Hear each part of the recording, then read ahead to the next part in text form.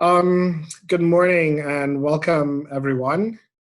My name is Dale Akram from the Office of Teaching and Learning, and welcome to the Office of Teaching and Learning Teaching Talks. I wanted to start things off by firstly beginning with a bit of acknowledging that we are in different spaces and places at this point in time, and that we are in areas that are governed by different types of treaties and relationships to the land and the environment that we're in. In particular now, the Dish with One Spoon covenant and our collective responsibilities to each other and the land really reminds us of how we choose to exist in these places and spaces that we work and live in. As we explore some of our teaching successes and challenges during our responses to COVID-19 at the university, I have the pleasure of introducing two colleagues, Drs. Jason McAllister and John Dawson from the College of Biological Sciences, who will be sharing some of their information on what students are telling us. Before we get started with John and Jason's presentation, I'll just do a little bit of what you can expect structurally during the webinar today. John and Jason will be chatting with us for about 15 to 20 minutes or so. During that period of time, this webinar will be recorded, and the video link will be made available to you via a secure channel. And I will also pass it over to the other face on the screen. So I'll get Jason and John. You can see their names there, but the other person on the call with us, or the other two people, are Dr. Aaron Fazekas and Shiroz Sharan, both from the Office of Teaching and Learning. Shiroz is just going to explain a little bit about the platform and how we're choosing to interact with you today on this webinar, and then we'll pass it over to John for about 20 minutes of presenting, and we have lots of time set up for Q&A at the end. Take it away, Shiroz. Hello, everyone. Like Dale said, my name is Shiroz Saharan, and welcome to our very first teaching talks. So a couple of things for all the attendees, you guys to remember, is if you look at the bottom right of your screen, there should be a chat section. In there, we posted a little FYI for everyone. So as you come in, you will notice that your microphones and videos will be turned off, and they will remain off for the duration of the webinar. So how you guys will be asking questions during the Q&A section is at the very bottom of your screen. In the ribbon, you should see a Q&A box. When you click that, you guys will be able to type your questions, and then as questions come in, Dale and Aaron will be asking those questions to the panelists, and they will answer those. The questions will also be put on the chat box, and that is it from me, and I'll pass it off to Dr. Dawson. Oh, great. So what I'm going to do now, everyone, is I'm going to share my screen and share a PowerPoint presentation with you. You should be able to see that on your screen about now. And then you'll see my video, and when we switch over, Jason will also have his video going on. I've got the little red laser pointer going on there just to help me as I go through. So welcome today, everyone. And what we're going to talk about today is a survey that we did with our students. And that I'll talk a little bit about that survey. And the big messages from today's webinar are to tell you about the pros and cons of teaching online that our students were telling us. And this was really important. This was the student perspective in the moment. This was during the COVID emergency teaching time. And this is what they were telling us at that time. So it was a very raw, very real response from our students. And there were a few messages that you're going to hear about and we will reinforce. And one is that connecting with our students and building community with our students during the COVID time especially, but also for remote teaching in general, is really important. We really have to reconsider what that looks like. And then the importance of routine for students when we are teaching remotely is highlighted. That routine then leads to self-discipline for our students, and that's what helps them be successful. So those are some of the major takeaways.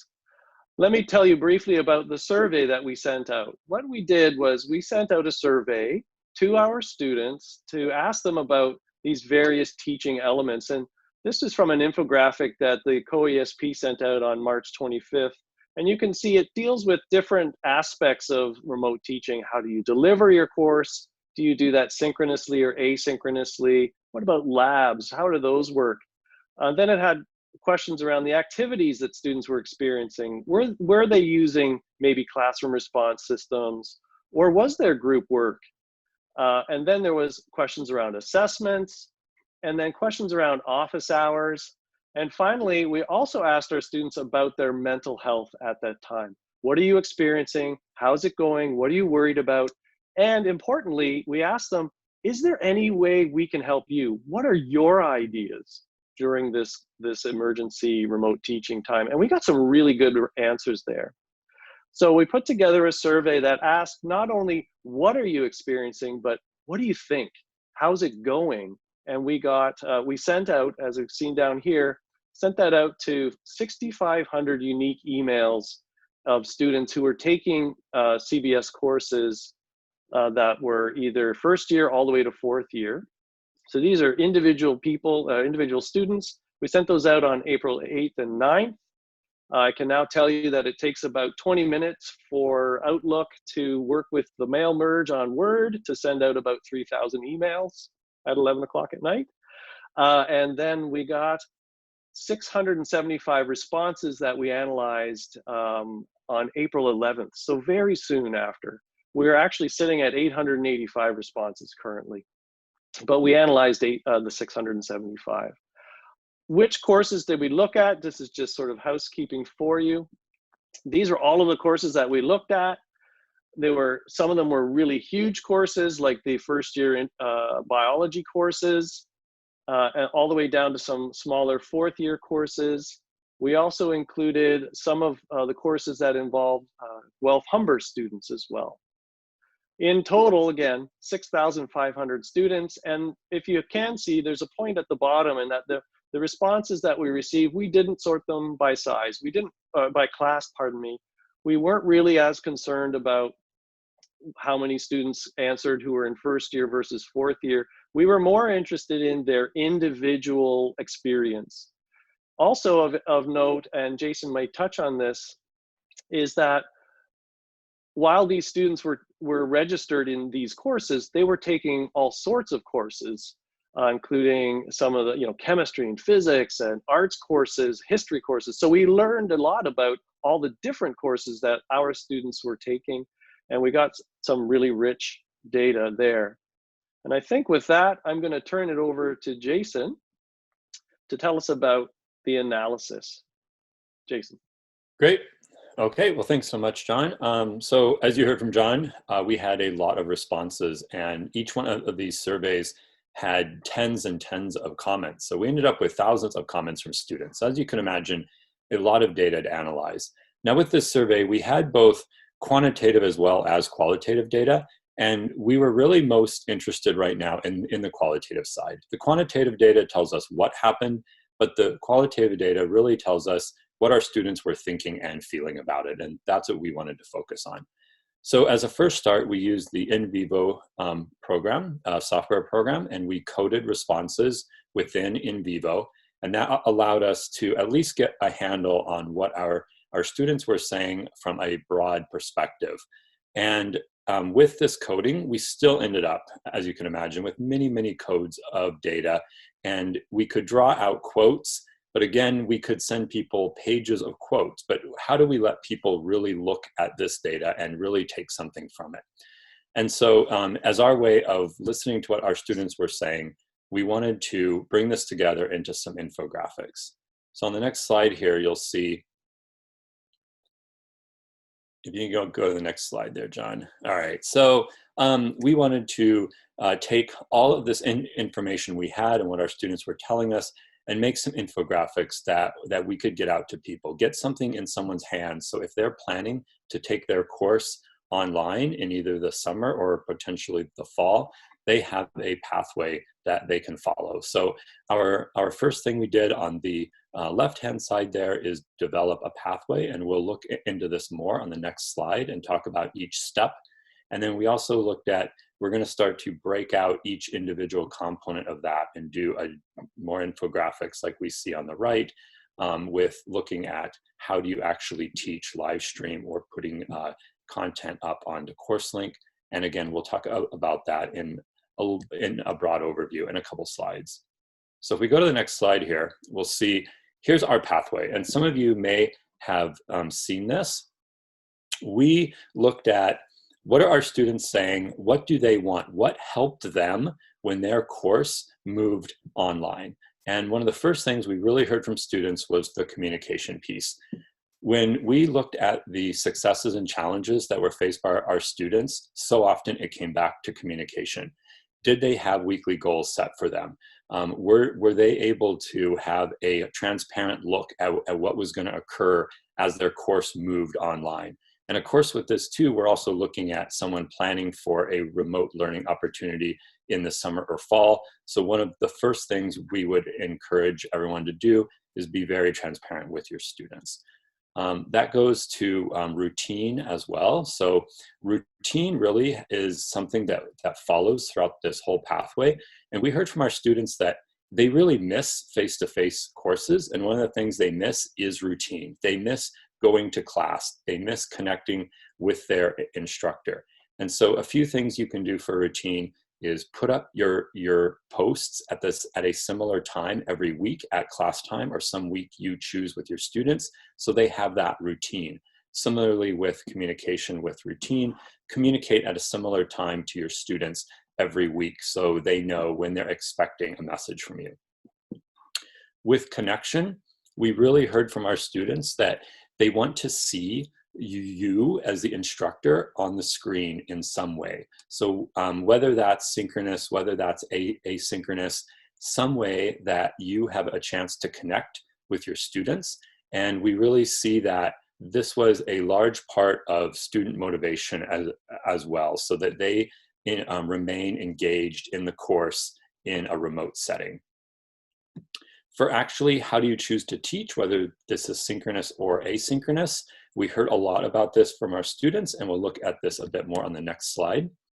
Office hours, this again comes down to a lot of the chance to connect with your students. You can, of course, do office hours in a variety of ways, whether that is live or whether that is within a chat function, but really make this time available to your students, both for office hours so they can ask you specific questions, but also for some of that informal communication, which might have occurred in a face-to-face setting, either prior to or just after the lesson has ended. There is that chance to just say hi or ask a quick question. Give your students the opportunity to have that similar environment in a remote teaching. The final two here are assessment and feedback. So assessment, really think about frequent, low stakes assessments. Let this be an opportunity for both you to receive feedback from your students, allow them to receive feedback on their own learning. This also comes back to routine as well. Students want a way to check in on the course, to have something that they are accountable for week to week so that they remain engaged. And finally, feedback. As many of you know, ask your students what they think. You may be surprised at what they say, that things may be working for them. And of course, always respond to that feedback, being very transparent, letting them know what things you perhaps are able to change based on their feedback, and what things perhaps you're not able to change, but explaining to them why it is the way it is. So with this, we're going to look at the next slide, which will look a little bit about the ways you can teach. So on the top here, we have live streaming. On the bottom is content that you post to CourseLink. And on the right, in the light blue, is advantages. And in the pale pink on the right is things to be aware of. So less than perhaps pros and cons, but more advantages and just things to be aware of. And there's quite a few things here, and you can look at this yourself, but I'll just highlight a few major topics. And we see again that within live streaming, you have the opportunity to have that connection, which students really enjoyed in the live stream, and they commented that they did feel motivated to attend class, and that they also felt very comfortable asking questions and perhaps using a chat function to do that. Things to be aware of there is accessibility. So whether that is issues with Wi-Fi, whether that is students who may or may not have a quiet place to attend a lesson wherever they may be living at the time. Accessibility is certainly something to consider. And also, if you are using a chat function as the instructor, needing support in place to monitor that chat. So you're not trying to monitor chat while you're teaching. On the bottom there, for content that you post, so this could be videos perhaps that you post of your lessons to CourseLink. One thing we heard over and over from our students was that they enjoyed being able to rewind and re-listen to that content. And for this question, it was actually the most coded response we had from our students. But one thing they also really said about this is they recommended putting it up on YouTube, because then it's much easier to rewind 10 seconds at a time rather than having to start a whole slide over and start audio over again. So that's something for content when you post videos to really think about, is the YouTube, which can of course be done in a private manner. One other option or advantage for YouTube is we see there on the Be Aware side is downloading large files. Again, an issue of accessibility. Some of these files for video with audio can become very large, and students have to download those to watch those. So YouTube allows a way for them to watch those in a much easier way. So with this, again, you can look at this more, and if you want to ask us anything else, we'll be happy to address those questions with you at the end. And with that, I think we'll go back to John. Is that right?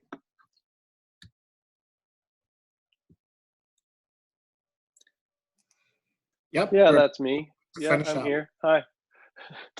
Sorry, I'm just, trying to be AV boy while I'm doing this. The last little bit of our presentation today, we just wanted to talk about what our students were saying about their mental health during this time. Remember, this survey was given at April 8th, 9th, and this date was April 11th. So this is around the time that classes were ending and exams, if they were going to have any, were on the horizon. So here we asked them about their mental health. You can see the results of that question: how's your mental health now compared to before? And of course, I guess this isn't a surprise. Many of them, the majority of them, were on the "this is worse" side. Some were much better, which was interesting, and we got some interesting stories about that, but they were on the a smaller number of students. We asked them what they were worried about and then how we can help. So when we asked them what they were worried about, there were some major themes that came through with that. Oh, let me get PowerPoint working. And here's the word cloud from all of that. The major themes were they were worried about exams, because it makes sense. Exams were the next thing that was happening. Beyond exams, they were worried about their family. I think we all were worried about our family and where we were at. They were worried about how things were going to go at home. They were worried about their schooling. They were worried about how work was going to happen. And this word working could kind of apply to many things. How is exams going to work? How am I going to work? So there were many of these themes that came out of that. I just wanted to highlight some of the comments that the students gave us. So I'm going to give you 3 quotes about exams, and then 2 quotes about family, because these were the big issues. So the top 3 about exams, and the first student quote says that they were concerned they were dealing with and taking care of my family, so it deals with family, while also handing in every assignment and studying for exams. So they were just overwhelmed with all of this stuff. The second one here, we heard a lot about students concerned about their grades. It said the fact, without even knowing, the fact that my exams are going to drop my grades and I will no longer get scholarships I rely on for paying for my schooling. So students were really worried. And then finally, the technical aspect, we heard a lot about the word Respondus, which is the lockdown browser and Respondus software. Completing an exam via Respondus without my laptop breaking down, my internet cutting out, or being accused of academic dishonesty. A lot of students had never used lockdown browser or Respondus before. 80% of my intro biochem course said, I've never used this before. So asking them to do it at that time, was causing a lot of anxiety. About family, we saw a lot of responses about family, and I just wanted to highlight two of them. One of those was when folks were in a difficult family situation. And here is one response here, the fourth one, that says, "This is very hard for me because I live with a larger family with 4 other siblings. One of my own students, they had to leave the house and go live with a family friend to be able to get internet access and complete the course. That's how big their family was." And then finally, on the positive side, these students were very anxious. And here's one that said, "I feel safe at home and supported by my family when I'm studying." So we get to see a lot of what was going on with our students as people during this time as well. The last thing to share with you was our question. We asked the students, what can we do to help you? And they gave us a lot of really good ideas, and I want to share those with you. And they were saying things like, maybe provide access to video calls with online counselors, or stress relief tips for being at home. Maybe an online chat with a therapist, instead of a phone call or email. Providing opportunities for students to help each other, peer to peer, opening a discussion board in your courses, for example. And then this last one was kind of fun, having someone send an email asking how things are going, kind of like a COVID pen pal kind of idea.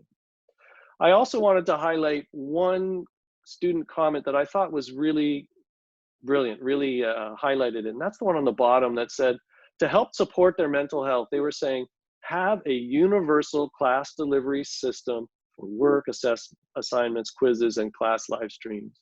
Our students were really struggling with all of the different things that were happening at once. And we've seen the more successful universities, and I think Guelph did really well. The universities that have been most successful were the ones that early on said, we're going to keep it simple. We're going to have one way of doing this, this, and this, and their students then were on board with that.